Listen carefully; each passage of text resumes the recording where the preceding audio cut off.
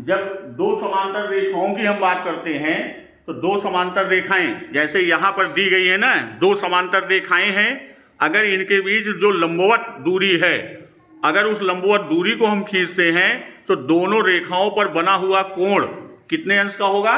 90 अंश का। अब इसी को आइए हम लोग इसमें देखते हैं। चलो आओ।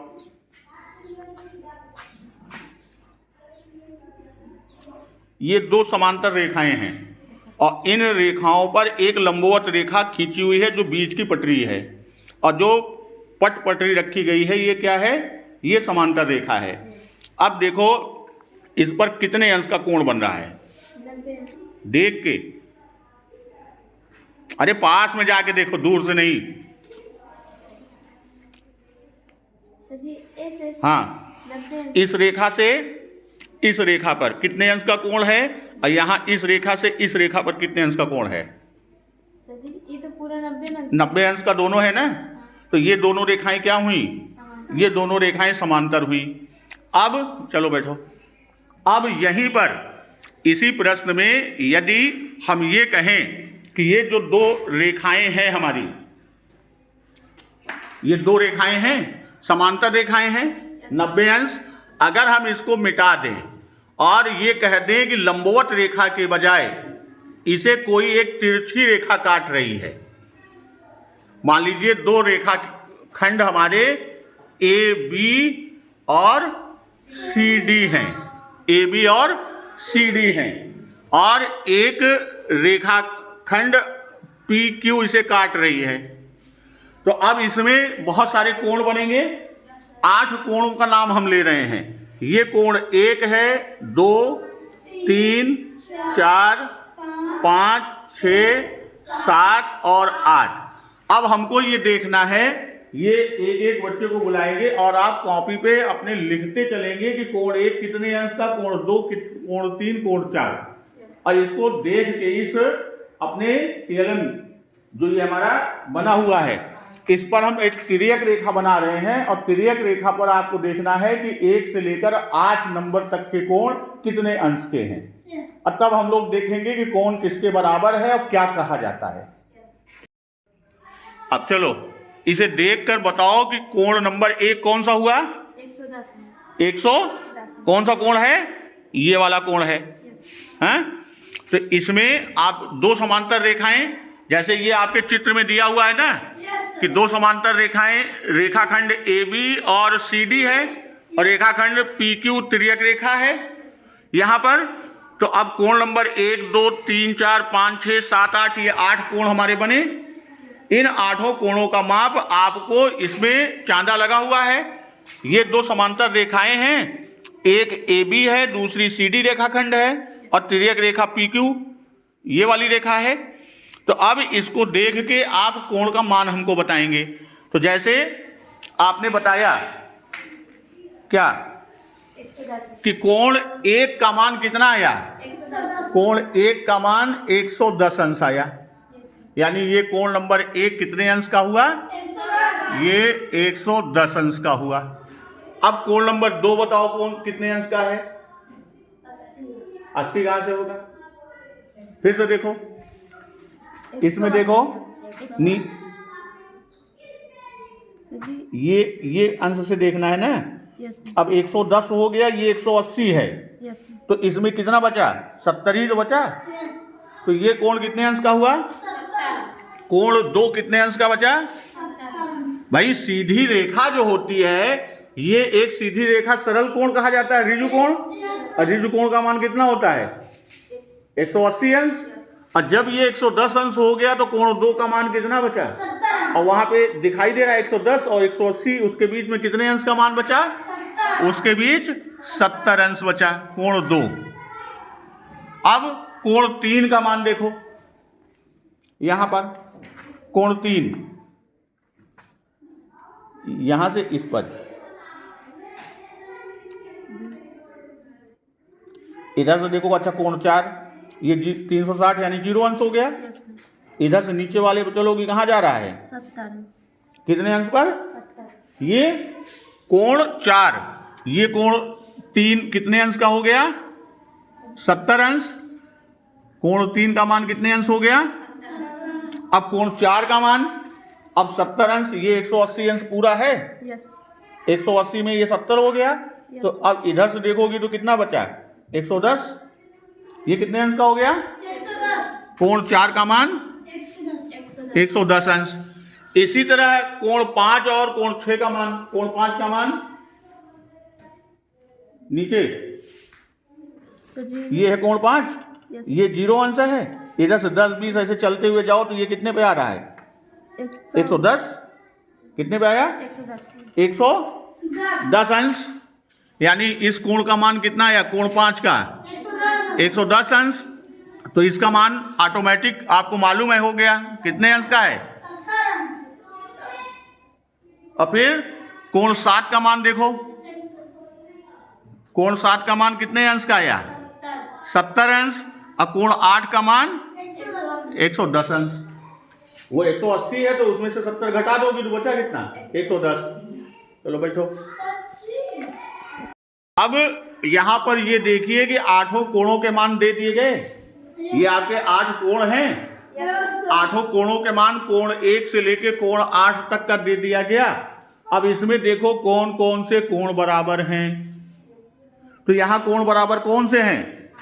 कोण 1, कोण 4 और इधर कोण 5 और कोण, यानी हम ये कहें कि कोण 1 बराबर कोण 4 बराबर कोण 5 बराबर कोण 8।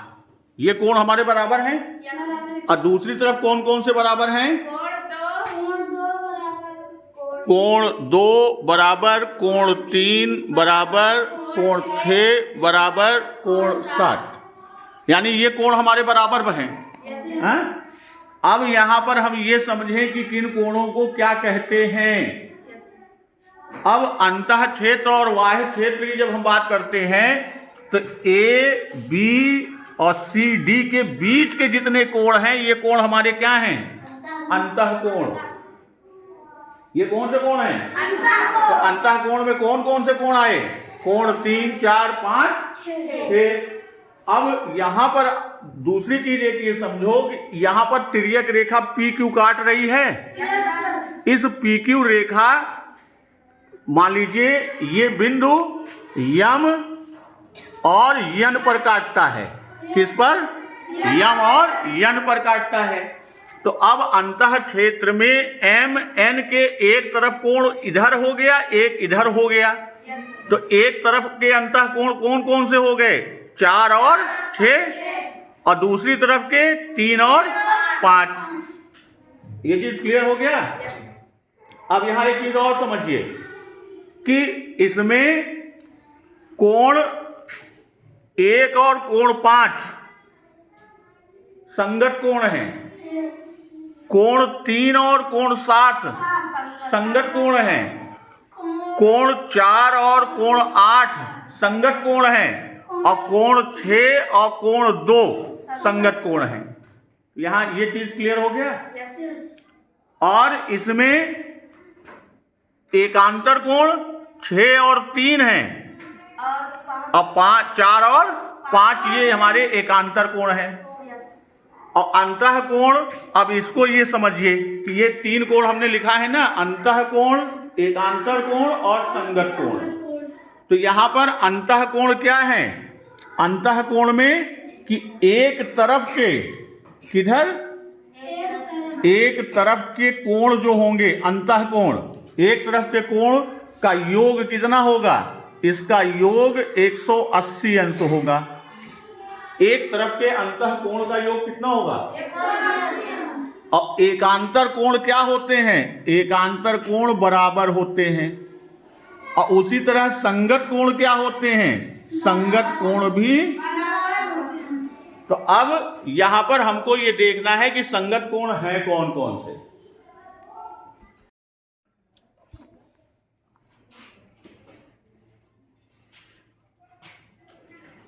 यहां पर जैसे उसमें बताया, ये हमारी 2 समांतर रेखाएं, रेखाखंड AB और CD, इसमें तिर्यक रेखा PQ काट रही है।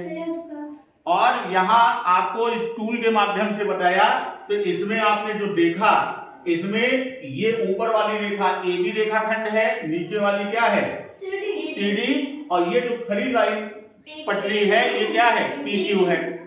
तो इसमें आपने नाप के बताया कि ये 110 अंश है, ये कोण 1, ये कोण 2, ये 3, ये 4, 5, 6, 7, 8, ये 8 कोण आपने नाप के बताया। अब यहाँ ये चीज समझिए, ये 3 तरह के कोण हमने लिख के रखा है। अंतःकोण, तो अंतःकोण तिर्यक रेखा के एक तरफ के अंतःकोण का मान योग 180 अंश होता है। तो एक तरफ के कोण कौन कौन से हुए? अगर यहीं पे हम इसको मिटा दें, यहाँ पे ये लिखा हुआ है ना अंतःकोण, संगत कोण और एकांतर कोण। तो अब अंतःकोण कौन कौन से हैं? अंतःकोण एक तरफ का कोण 4 और कोण 6 है। तो एक तरफ के अंतःकोण कोण 4 धन कोण 6 बराबर 180 अंश, यही हमने पढ़ा। अब ये देखते हैं 4 का मान कितना है? 4 का मान 110 अंश है और 6 का मान 70 अंश है। तो अगर हम 110 अंश धन 70 अंश करें तो ये बराबर 180 अंश, यानी 180 अंश बराबर 180 अंश, ये नियम पहला कहता है। दूसरी तरफ देखिए तो 3 और 5 अंतःकोण है, एक तरफ के 3 और 5 का योग अगर हम करेंगे तो भी 180 अंश आएगा। अब यहाँ आता है एकांतर कोण बराबर होते हैं। तो एकांतर कोण में कौन कौन से कोण आएंगे?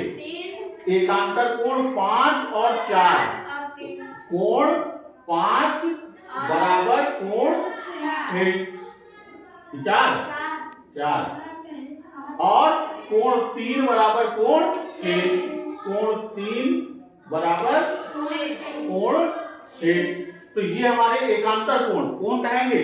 3 का एकांतर कोण 6 और 4 का एकांतर कोण 5। अब आता है तीसरा संगत कोण। तो संगत कोण में कोण 2 और कोण 6 संगत कोण है। अगर अब संगत कोण का हम जोड़ा बनाएंगे संगत कोण में, तो यह कौन कौन सा बनेगा? 2 और 6। 2 और 6 का जो जोड़ा है ये संगत कोण है। 4 और 8 का जोड़ा क्या है? ये हमारा संगत कोण है। उसी तरह 1 और 5 का जोड़ा जो है वो क्या है? और 3 और 7 का जोड़ा जो है वो अब देखते हैं कि क्या हर जोड़ा बराबर है। तो कोण 2 70 अंश है, कोण 6 70 अंश, यानी दोनों बराबर हैं। फिर 4 और 8 को हम देखते हैं तो 4 110 अंश, 8 110 अंश, ये भी बराबर है।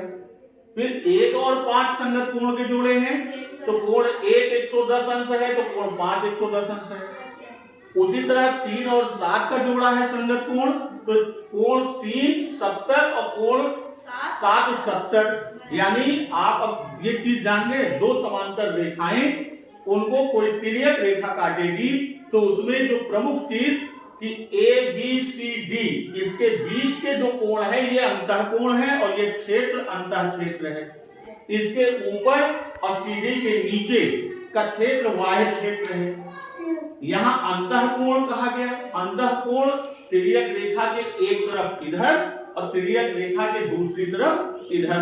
तो ये हमारे एक तरफ के कोण का योग अगर दोनों कर दे तो वो कितना होगा? 180 अंश। वो चीज हमने यहाँ देखा, कोण 4 और 6 एक तरफ के अंतःकोण उनका योग 180 अंश आ रहा है।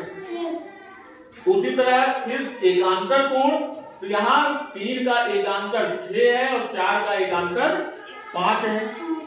और फिर संगत कोण, तो यहाँ संगत कोण के 4 जोड़े बनेंगे। 2 का 6, 4 का 8, 1 का 5, 3 का 7, और ये सभी जोड़े आपस में क्या होते हैं? यानी दोनों कोण जोड़े के आपस में बराबर होते हैं। यहाँ तक क्लियर? चलिए प्रश्न लगाते हैं।